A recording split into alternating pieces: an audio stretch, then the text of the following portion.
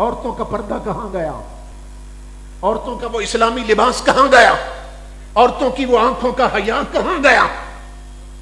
امام الانبیاء نے فرمایا تھا میری امت پہ ایک وقت آنے والا ہے، نساء کاسیات عاریات ممیلات مائلات رؤوسہن کاسنمۃ البخت المائلہ۔ حضور نے فرمایا میری امت پہ ایک وقت آنے والا ہے کہ میری امت کی عورتیں کپڑے پہن کر بھی ننگی ہوں گی۔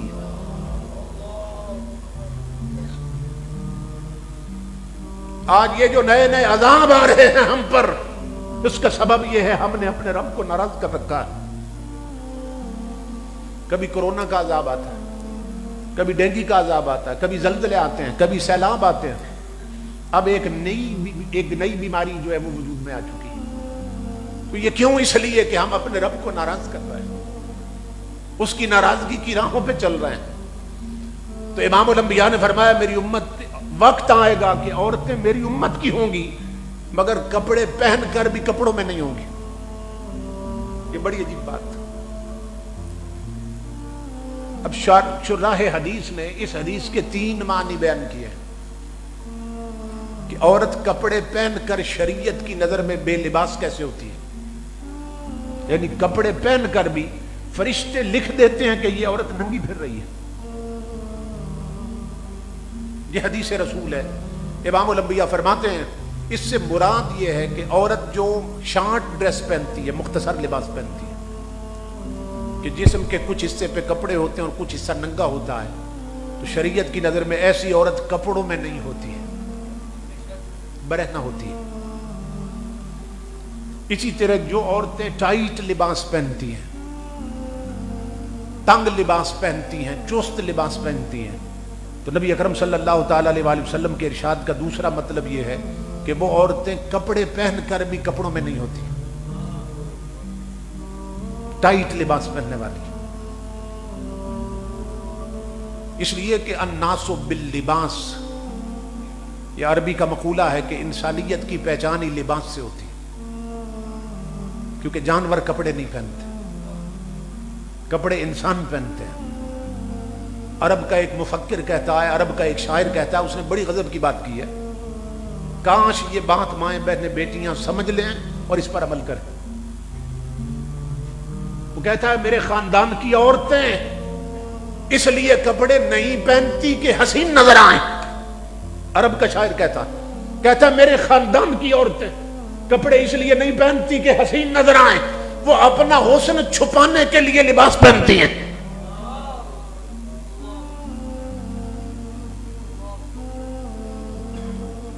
تو ٹائٹ لباس کا مقصد ہے جسم کو چھپائے، تو ٹائٹ اور تنگ لباس، اس سے تو جسم کے چھپے ہوئے حصے بھی ظاہر ہو جاتے ہیں۔ تو تمہارے میرے نبی نے فرمایا جس نے ٹائٹ لباس پہنا وہ عورت کپڑے پہن کر بھی کپڑوں میں نہیں ہے۔ اور نمبر 3 کہ جو پتلا لباس پہنتی ہیں، پتلا باریک لباس پہنتی ہیں کہ کپڑے ہیں مگر جسم اندر سے نظر آ رہا ہے، تو امام الانبیاء کی حدیث کا تیسرا مطلب جو شراح حدیث نے بیان کیا وہ یہ ہے کہ ایسی عورت کپڑے پہن کر بھی کپڑوں میں نہیں ہے۔ یہی سبب ہے کہ امام الانبیاء فرماتے ہیں جب معراج کی رات میرے رب نے مجھے دوزخ دکھائی نا تو رأیت اکثر اہلھا النساء، تو میں نے جہنم میں اپنی امت کی عورتوں کی اکثریت کو جلتے ہوئے دیکھا۔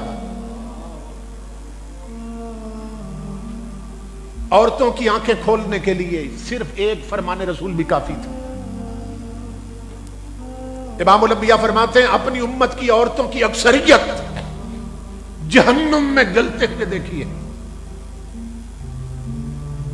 آپ فرماتے ہیں جہنم کے اندر ایک کنواں بنا تھا، معراج کی رات جب میں نے رأیت الجب خبیث الریح، اس سے نہ بدبو کے بھبکے اٹھ رہے تھے، اور کنویں کے اندر کچھ لوگ قید کیے گئے تھے آگ کے کنویں میں، اور اندر سے چیخ و پکار کی آواز آ رہی تھی، مرد بھی تھے عورتیں بھی تھیں۔ تو میں نے جبریل سے پوچھا من ہؤلاء یا جبریل یہ کون ہے اس کنویں کے اندر؟ عرض کی آقا آپ کی امت کے وہ مرد اور وہ عورتیں ہیں کہ جو اس چیز کے ساتھ اپنے جسم کو سنوارتے تھے جو رب نے ان کے لیے حرام کر دی تھی۔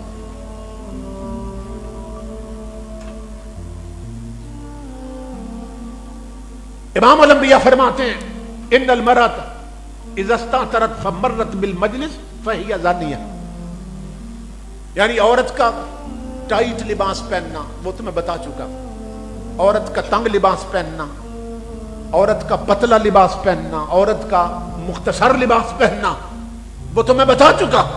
इमाम अल-अंबिया फरमाते हैं जो औरत खुशबू लगाकर घर से निकलती है वो औरत शरीफ नहीं बदकार होती है।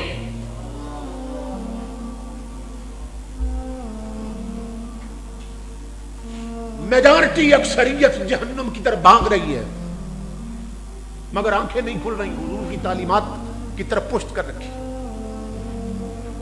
इमाम अल-अंबिया फरमाते हैं जब एक बेपर्दा औरत घर से निकलती है ना तो शैतान खुशी से नाचने लग जाता है, खुशी से भंगड़े डालने लग जाता। किस बात पर?